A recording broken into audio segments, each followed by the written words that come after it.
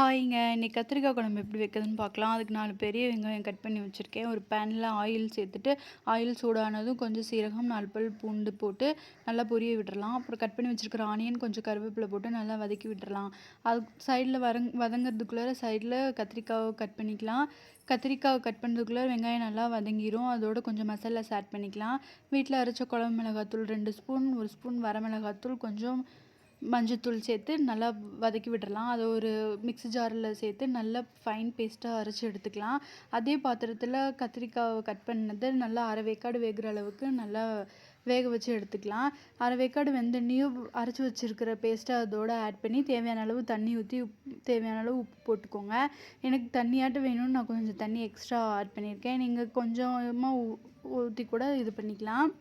அரைச்சி வச்சுருக்கிறத ஊற்றி ஒரு கொதி வந்தோடனையும் கொஞ்சம் தேங்காய் பால் ஊற்றி அது ஒரு கொதி வந்ததுக்கப்புறம் நல்லா கொத்தமல்லி தழையை தூவி ஆஃப் பண்ணிங்கன்னா குழம்பு ரெடி.